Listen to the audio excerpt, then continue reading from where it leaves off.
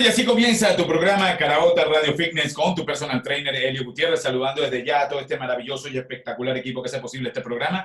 En la gerencia de producción, nuestra amiga Mirla Castellana, la producción del programa Daniel Camargo. En los controles, el coquetón mayor, mi pana Jaylin, colocando la mejor música. Y quien te habla con cariño, tu personal trainer Elio Gutiérrez, código de barra 36005, productor nacional independiente 1462. Bueno, ya hoy es lunes. Y vamos, como siempre, con una semana espectacular, lleno de unas entrevistas llenas de salud, de bienestar, de buena vibra, conectados siempre con lo positivo que nos caracteriza y dando lo mejor de nosotros. El día de hoy, bueno, ya vamos a comenzar con el doctor Juan Caripidis. Él es ginecólogo y bueno, vamos a hablar hoy sobre esos temas que son tabú en el mundo de la ginecología. Pero vamos a hablar, y bienvenido doctor a mi programa, y lo más importante, ¿qué hace un ginecólogo? ¿Cuál es la función de un ginecólogo? Bueno, digamos que el ginecólogo es aquel médico cuya especialidad está destinada a evaluar a la mujer. El ginecólogo, desde el punto de vista, digamos, médico, es el encargado de hacer el diagnóstico precoz de enfermedades asociadas exclusivamente a la mujer, así como hay algunos de nosotros que no solamente se dedican a la ginecología, sino que se hacen subespecialistas en otras ramas que tengan que ver con la mujer dentro de la ginecología, como pueden ser la obstetricia pura.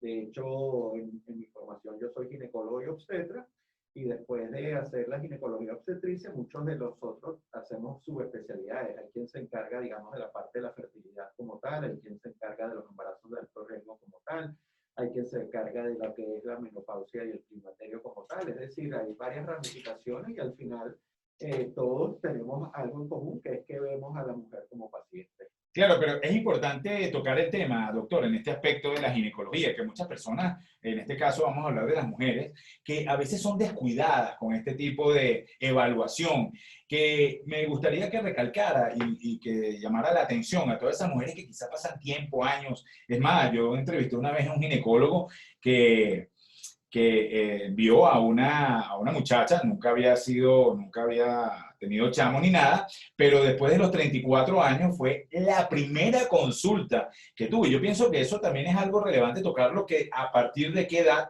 la mujer tiene que ir a un control y cada cuánto y durante qué tiempo. Sí, bueno, el primer concepto que habría que tratar de erradicar es ver, digamos, al ginecólogo o que el paciente sienta que el ginecólogo va a tener una invasión del cuerpo de la señora y eso la limite, digamos, en la consulta. Me quiero explicar, es decir, no es nada confortable ir donde un extraño y que ese extraño te toque las mamas o ese extraño te inste a que la paciente tenga que separar las rodillas para poder evaluar su aparato genital. Y disculpe que le interrumpa, doctor, pero yo pienso que siempre la mujer busca como esos aliados a nivel de amigas, o busca quizás que sea una doctora, o hay unas que dicen, no, yo prefiero mi médico. O sea, hay mujeres que prefieren o que tienen una evaluación o que evalúan, pues, cómo se siente más cómodo, con una doctora o con un doctor. Sí, y a eso me refería, pues no hay que ver, digamos, la desnudez o la palpación de una mama o el instar a hacer una evaluación ginecológica como algo sexual. Si bien es cierto que, bueno, muchas veces, obviamente el hombre se diferencia de la mujer, el hombre porque tiene pene y la mujer porque tiene mamas y vagina, eso hace que nos limitemos a veces a ir a la consulta. Pero lo ideal es que una niña empiece su control ginecológico de una vez que se produzca su desarrollo. A partir de la primera menstruación de una adolescente, por decirlo Sí, en este caso. sí. Obviamente, como todo en la medicina, existen una serie de bemoles, ¿no? Ahora, si vemos que es una niña que la menstruación no le ha llegado a los 17, 18 años, bueno, ahí realmente hay un problema porque la edad de aparición de la menstruación en Venezuela es entre los 9 y 12 años. Ahora, doctor, y disculpe que le interrumpa de nuevo, porque esos temas a veces me llegan por entrevistas anteriores, pero me gustaría su opinión. Cuando pasa, en este caso, 17 años y no le llega la menstruación a un adolescente, ¿ahí hay un proceso hormonal o ya se puede diagnosticar una menorrea? Bueno, obviamente lo primero que uno sospecha es en algo hormonal. Para sospechar de una menorrea como tal, al tener más de 6 meses ausencia de periodo menstrual se consideraría una menorrea, pero si ella no la ha tenido de inicio, Okay. Entonces hay que descartar causas de amenorrea primaria. La menorrea primaria es aquella niña que nunca en su vida vio ninguna regla y está sin verlas, ¿no? Okay. Y generalmente esas son pacientes que sí se asocian con trastornos hormonales principalmente y después vienen los trastornos genéticos, los problemas de estrés, hay una serie de implicaciones. Lógicamente, siempre en este caso, cuando se hacen los planteamientos o diagnósticos, yo pienso que es importante también que la paciente tome en cuenta que hay que hacer una previa evaluación antes de hacer cualquier tipo de diagnóstico, porque quizás las mujeres se hacen cerebro con que tengo algo y resulta que se meten en la cabeza que es esto, pero el médico todavía no lo ha visto. Claro. Bueno, lo fundamental es siempre acudir a la consulta ginecológica basándose, digamos, en algo que se llama la pesquisa, que es el tratar de investigar un estado de normalidad, o tratando de hacer ya, digamos, una consulta curativa porque usted tiene algún síntoma. Lo ideal es que la mujer vaya para la pesquisa. ¿Qué significa la pesquisa? Bueno, una adolescente o una mujer que se ha iniciado su actividad sexual va a la consulta ginecológica para descartar anomalías, por ejemplo, en su aparato genital y para descartar anomalías en su mama. ¿Qué quiero decir con esto? Que la consulta preventiva le va a usted favorecer y permitir dar un diagnóstico de normalidad en dos órganos que en el caso de la mujer son los principales sitios de asiento de patología maligna, es decir, de cáncer. Hay que recordar que una de las principales causas de muerte en nuestro país es el cáncer y específicamente hablando de la mujer, el cáncer de cuello uterino ocupa la segunda causa de muerte por cáncer y el cáncer de mama ocupa la tercera. Entonces, si estas son pacientes que son, digamos, de accesos fáciles, ¿por qué se llaman de accesos fáciles? Porque la palpación de la mama, el autoexamen de la mama, el recetar un ultrasonido mamario o el recetar una tomografía, una mamografía, va a permitir excluir la posibilidad de patología maligna de la mama. Y un procedimiento tan sencillo, no quiero decir que sea confortable y cómodo, pero como es la citología, es un método de pesquisa que ha sido aceptado mundialmente para la prevención del cáncer de cuello uterino. Fíjate que es importante cuando se habla de este tipo de evaluación, porque a la hora de ir por primera vez, existe una entrevista, una relación entre tú y yo, entre yo y tú, por decirlo de esta manera, donde se debe mostrar confianza, se debe mostrar seguridad, porque quizás, como le dice usted, independientemente del sexo del médico, yo pienso que la comodidad de la mujer está en ampliar quizás su intimidad a través de estas entrevistas, ¿no? Es así. Yo lo que siempre digo que la mujer se debe empoderar, debe ver la consulta ginecológica como un procedimiento de rutina para garantizar su bienestar. Obviamente existen muchos tabúes y muchas informaciones, es decir, si usted a una niña que la ha criado como su padre, todo el día le está diciendo, siéntate con las piernitas cruzaditas, no dejes que te toque un extraño, no esto, y eso se convierte, digamos, en un motivo de vida, pues obviamente es muy difícil que esa niña vaya a una consulta y no se siente incómoda, claro, porque tiene que hacer todo lo contrario. Pero está en nosotros, los que hacemos medicina, está en los que somos padres, está en los que formamos parte de esta sociedad, darle a entender que esa es una relación que debe establecer la paciente con su médico, esa relación se debe basar en la confianza, se debe basar en el respeto, y obviamente es una zona muy difícil de evaluar, pero lejos de lo que las pacientes piensan, también es muy difícil para uno, porque al final uno termina también siendo, antes que médico, es un hombre, es un padre de familia, claro, y yo en ningún momento pretendo ver a la señora como algo sexual, porque si no, imagínense, yo no tendría matrimonio, yo no tendría hijos, claro, yo no tendría ninguna de estas cosas. Siempre, digamos, las consultas más difíciles a veces también son con las personas que uno conoce. Y yo baso, digamos, la relación primero en conversar, en empoderar a la señora, en explicarle cuáles son los métodos que vamos a utilizar, el por qué se van a hacer las cosas. Y en la medida que también uno esté acompañado por su enfermera, y en la medida que... Eso da más seguridad. Claro, claro, siempre. Eso es fundamental en la consulta ginecológica. Siempre estar acompañado por un tercero. Y en el caso de las niñas que no han completado, digamos, la adultez, que en Venezuela son los 18 años, acompañadas por su representante, puede ser la mamá, el papá, o si va acompañada de alguna tía o hermana mayor de 18 años. Bueno, ya saben que lo más importante es que no deben de dejar de hacerse su control con el especialista, en este caso los ginecólogos, sabiendo que desde la primera regla o desde que existe la primera menstruación, se puede decir que ya debe existir una relación entre un ginecólogo y tener un médico de cabeza, en este caso hablemos del doctor Juan Caripides. Vamos con más música. En nuestro primer bloque, lo más importante, siempre conectado a través de www.caraotaradio.com, @Elio Gutiérrez y @Caraota Radio.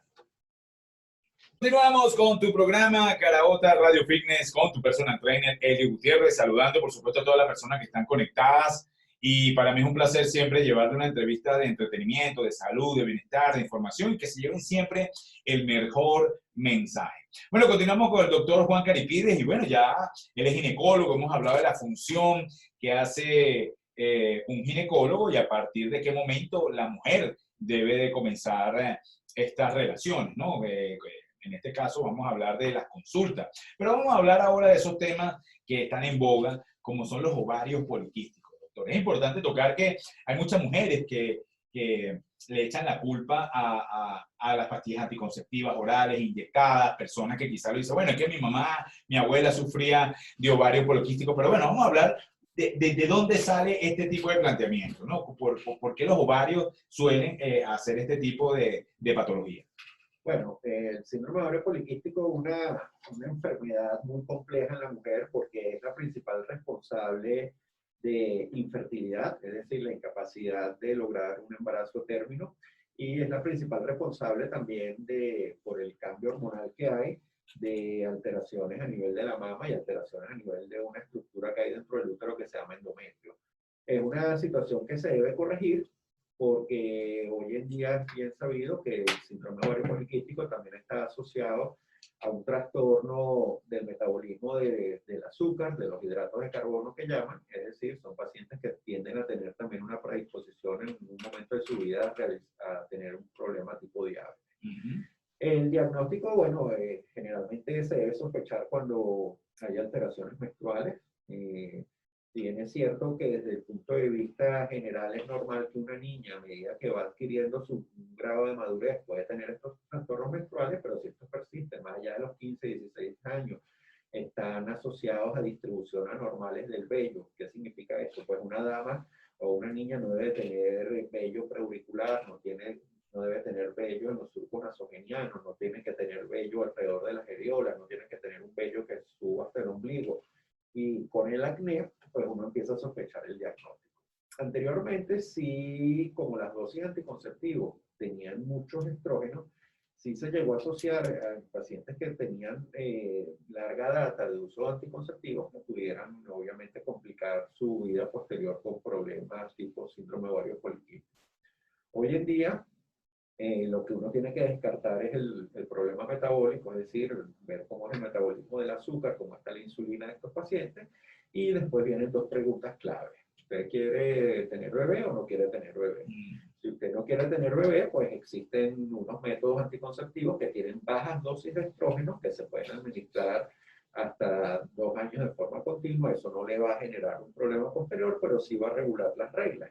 Y al momento de querer usted tener bebé, pues probablemente ese ovario que entró en reposo por el anticonceptivo después despierte de una forma más adecuada. Y si no lo hace y usted quiere tener bebé, pues ahí existen medicamentos que pueden inducir la ovulación. Doctor, usted habla de trastorno menstrual.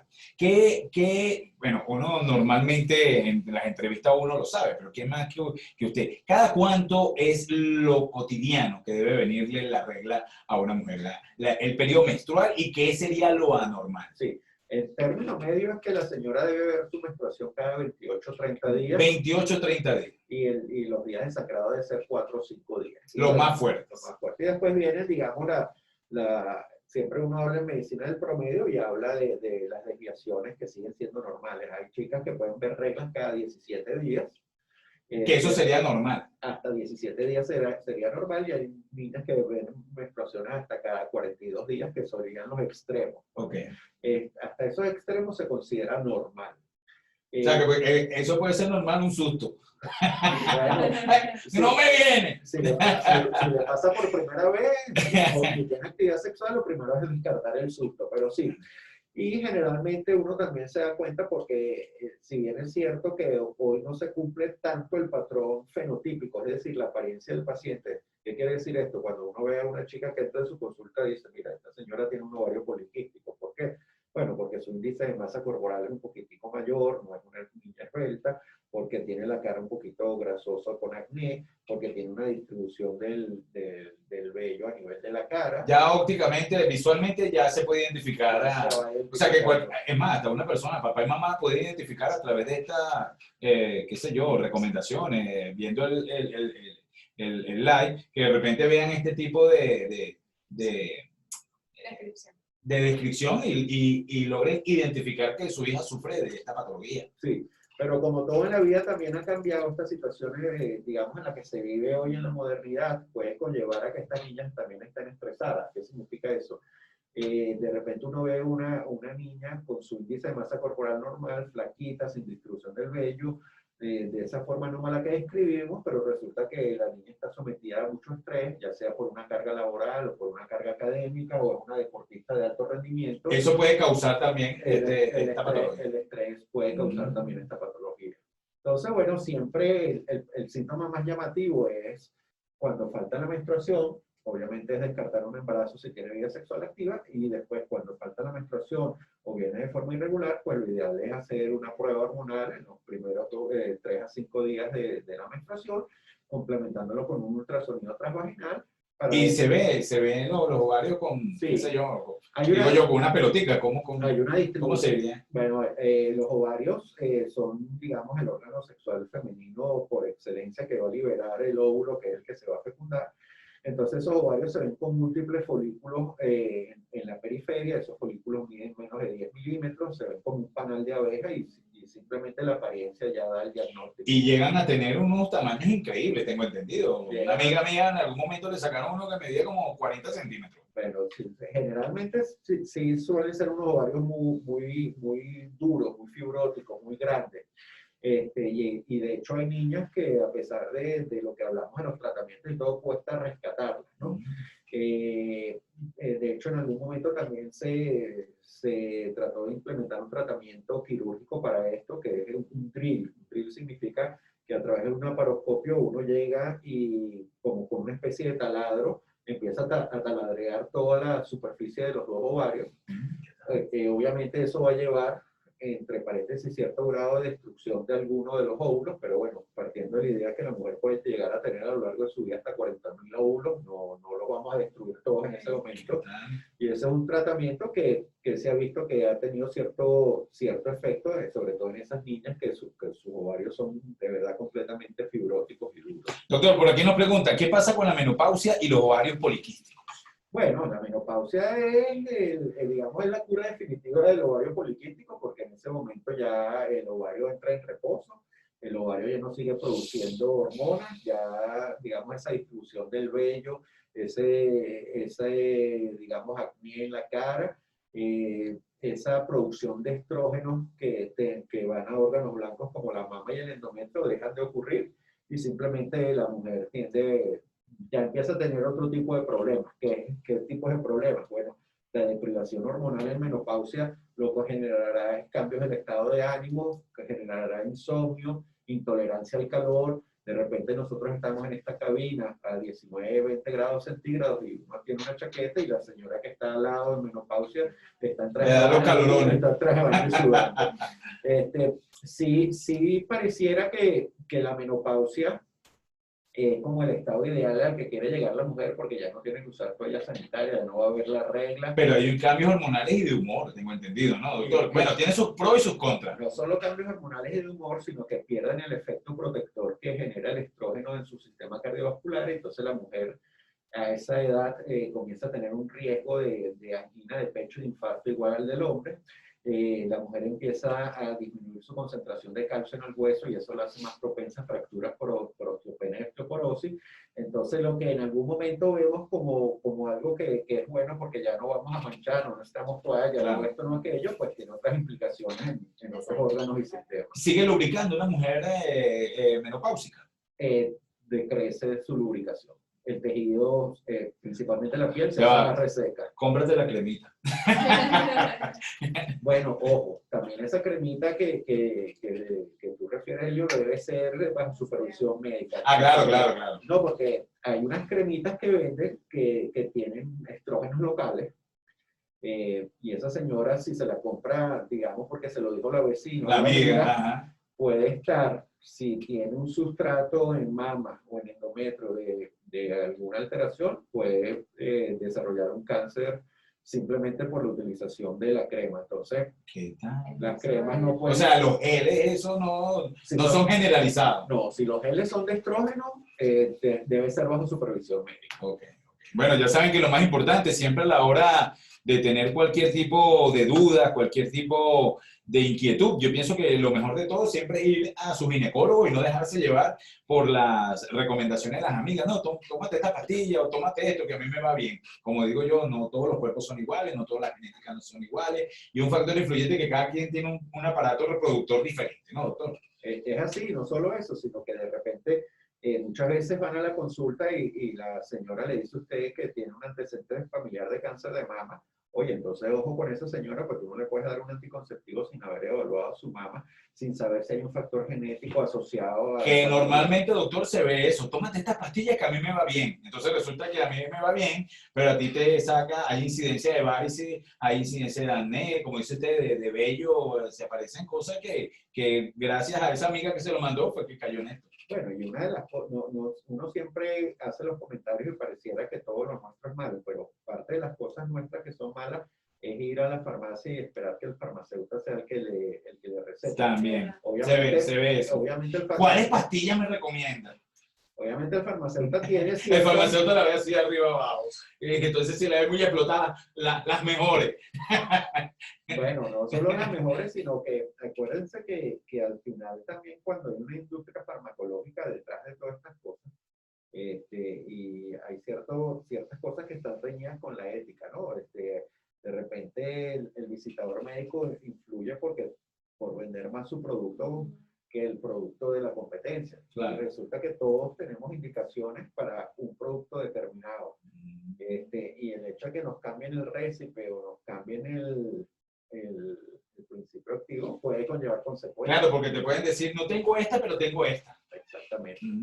Y esta que usted le mandó, quizás no tiene los componentes químicos que le está ofreciendo, que este es realmente la que necesita y este más bien lo que va a traer consecuencias.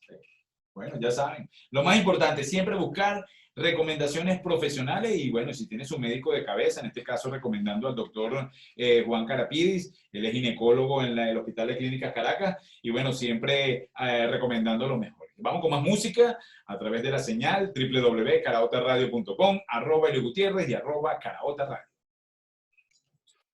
Y continuamos con tu programa Caraota Radio Fitness con tu personal trainer. Hoy hablando con el doctor Juan Carapidis, él es ginecólogo del Hospital de Clínicas Caracas. Y bueno, hemos tocado muchos temas referentes y relacionados con la ginecología. Doctor, lo que vamos a terminar de hablar de los ovarios poliquísticos que si se pueden operar. Háblenos un poco cuáles serían los patrones a seguir a través del diagnóstico lógicamente previo que se le haga, porque independientemente de lo que la mujer piense que tiene, yo pienso que la evaluación y los exámenes, acorde como dice usted, haciendo ¿cómo se llama? Un ultrasonido se puede diagnosticar realmente lo que tiene. Sí, lo que es importante es que digamos, el tratamiento es multidisciplinario, desde mejorar los hábitos alimentarios de ese paciente, instruirle a no ingerir carbohidratos, a tener actividad física, el uso de anticonceptivos y obviamente la última opción viene siendo la opción quirúrgica, que es el drill, que son las famosas perforaciones que se hacen sobre el ovario. Claro. Pero ojo, el paciente debe ser estudiado, esto no se hace de rutina y digamos que es como el último recurso. Anteriormente, cuando no existía la laparoscopia, en la época de los profesores nuestros, lo que se hacía es que se hacía una incisión y los ovarios, digamos, se biseccionaban, es decir, se quitaban una superficie de la corteza del ovario. Así que el planteamiento está en que independientemente de lo que la persona en este caso preguntó, que si los ovarios poliquísticos se operan, yo pienso que siempre debe esperarse la última palabra del especialista, en este caso el ginecólogo, que sería quizás su médico de cabeza. Claro. Mira, doctor, bueno, continuamos con el tema de la ginecología y vamos a hablar un poco también sobre el factor que también influye mucho en este tipo de de casos en el hecho del cáncer de cuello uterino. Yo pienso que una de las cosas, incluyendo, vamos a hablar también del BPH, que es uno de los incidentes o lo que abre camino a través de este tipo de patología, porque lo más importante es que si esa mujer que nos está viendo en este caso o que nos están viendo a través de www.carotaradio.com, es el hecho de que si tiene una evaluación constante, lógicamente si se detecta, en este caso vamos a hablar de un BPH, y se toman en cuenta los tratamientos para evitarlo, para quitarlo, para hacerle cualquier tipo de estos diagnósticos para que lógicamente no haya este tipo de patología como es el cáncer. ¿Eso hay una relación, doctor? Háblenos un poco sobre esto, porque me imagino que usted tiene una alta postura en esto. Bueno, lo primero, siempre en medicina lo ideal es la prevención y no la curación. Exacto. Entonces, depende de cada uno de nosotros y en este caso de usted ahorita que es un factor multiplicador, el educar. ¿Qué quiero decir con esto? Bueno, si bien es cierto que la actividad sexual es una actividad gratificante, a todos nos gusta, existen como ciertos factores de riesgo que pueden hacer que usted tenga una mayor o menor predisposición a sufrir de cáncer de cuello uterino. Entonces, la labor nuestra es educar al adolescente para que su inicio de la actividad sexual no sea tan precoz, para limitar el número de parejas sexuales, para conocer un poco cuál es su pareja sexual. Doctor, disculpe que lo interrumpa, pero se ha hablado que hasta desde la primera relación sexual se puede contagiar de BPH en este tipo de casos, ¿no? Claro, el problema es que no sabemos con quién nos estamos acostando. Y perdonen la vulgaridad. No, no, está bien.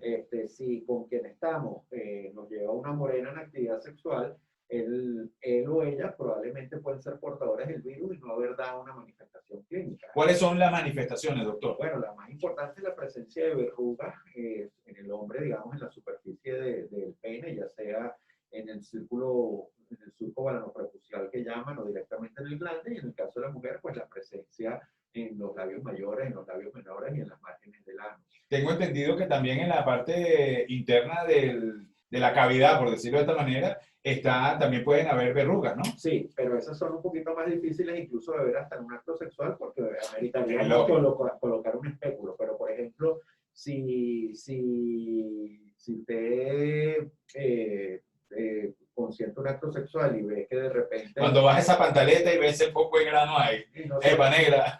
No, y por eso es que uno incita a tener actividad sexual también con personas que uno conozca. Claro. Porque, ojo, no es ningún pecado que uno haya tenido más de una pareja sexual, pero lo que está mal es caer en lo que llaman la promiscuidad, ¿no? Doctor, se dice aquí, aunque se use preservativo. Bueno, el preservativo viene a ser un método de planificación familiar que no solo lo va a planificar desde el punto de vista de no tener un embarazo, sino que lo va a proteger de las enfermedades de transmisión sexual. Y es el principal método de protección para, digamos, la transmisión de enfermedades de transmisión sexual como tal, y es el principal método de protección para contraer virus del papiloma humano. Y una cosita, hay estudios que revelaron que monjas desarrollaron cáncer de cuello uterino sin haber tenido actividad sexual y simplemente contrajeron el cáncer de cuello uterino en el vientre de sus madres. En este caso sería por... Generalmente el virus tiene una predilección por el epitelio y ese virus pudo haber migrado directamente desde el cuello de la madre hasta la cavidad uterina donde estaba el embarazo. ¿Y certificado que esas mujeres tuvieron con unos padres por ahí? Certificado porque fueron monjas que tuvieron su himen completamente intacto. ¿Qué tal? Bueno, ya saben que lo más importante siempre es la prevención, menos, como dice el doctor, menos, no la curación, sino la prevención. La prevención. Entrando en el tema del BPH, a lo que es la parte del cáncer de cuello uterino. Háblenos un poco de ese planteamiento. Ahí que a eso vamos. Durante el control, lógicamente el médico va a estar viendo algún tipo de inquietud que quizás lo puede llamar, mira, estoy viendo algo extraño, quizás tuviste un año sin venir, por eso es que se dice que por lo menos en mi caso, que yo siempre digo a la gente que debe hacerse un examen cada 6 meses de sangre, visitar su ginecólogo anualmente, o sea, en este caso cada 6 meses, porque en un año puede pasar muchas cosas, ¿verdad, doctor? Claro. Háblanos un poco de ese cuidado que debe tener y las expectativas que viene evaluando el médico a través de esas consultas. Bueno, el cuidado que debe tener es que toda madre debería llevar a su hija. Principalmente está descrito en mujeres, pero hoy en día yo como papá de varón también lo haría, que su esquema de vacunación incluya la vacuna para el virus de papiloma humano.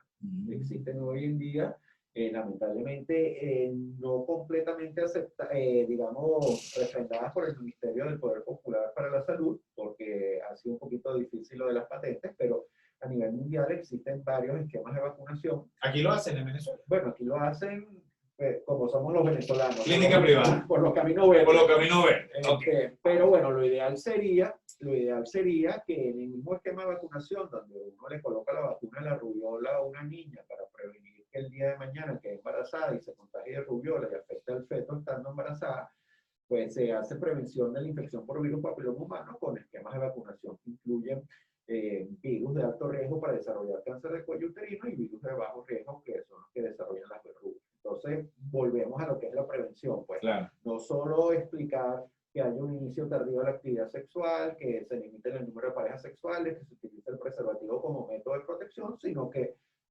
la población que nunca ha tenido contacto sexual es probablemente la población que mejor resultados va a ver con la vacunación del virus de papiloma. Entonces, ya eso es una cosa. La otra cosa es, bueno, la que lamentablemente no se pudo vacunar y está en un control ginecológico, pues hacer énfasis en la evaluación citológica. La evaluación citológica simplemente es un método en el cual se obtiene una célula por raspado del cuello uterino. Ahí el patólogo es capaz de identificar si hay unos cambios específicos del virus del papiloma humano, y lo que sí se ha demostrado realmente es la relación que hay entre la presencia del virus, el hábito tabáquico y el desarrollo de cáncer de cuello uterino. O sea que las personas que fuman tienen son más propensas a tener cáncer de uterino. Cáncer de cuello uterino.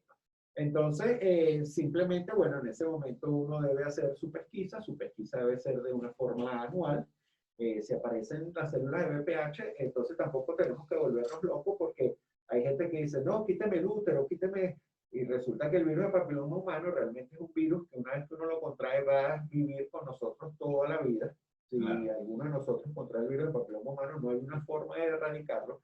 Lo que se erradica es la consecuencia. ¿Qué significa? El descuido, por decirlo de esto, ¿no? Sí, o el tener una verruga, o el tener alguna alteración. Pero, por ejemplo, uno no puede llegar y amputar un pene porque tenga virus papiloma humano. Tampoco podemos llegar y amputar un cuello uterino o una matriz.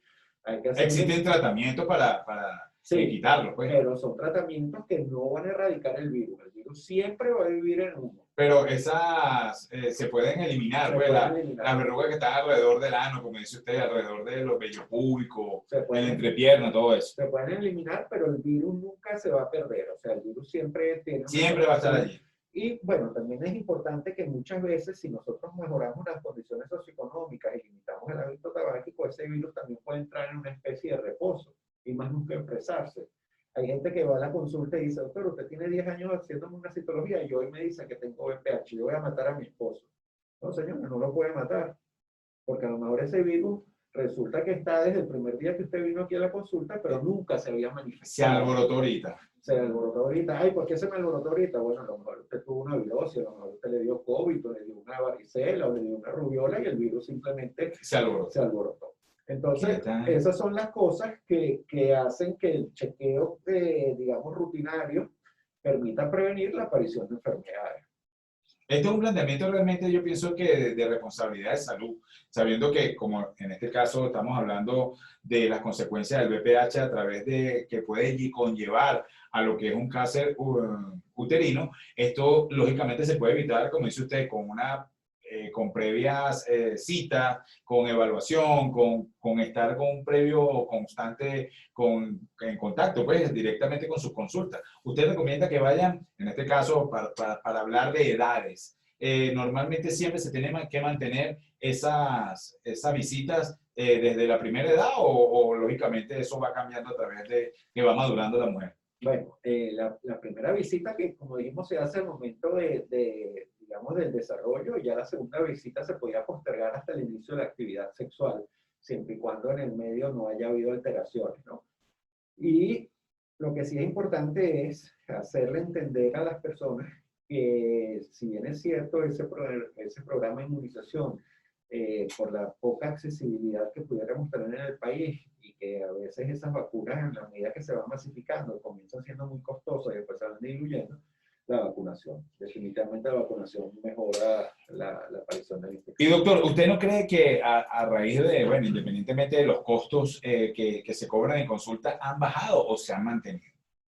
Bueno, obviamente este es el único país del mundo que tiene una inflación en dólares también, entonces todo eso, digamos, impacta toda una cadena, pues. Mm.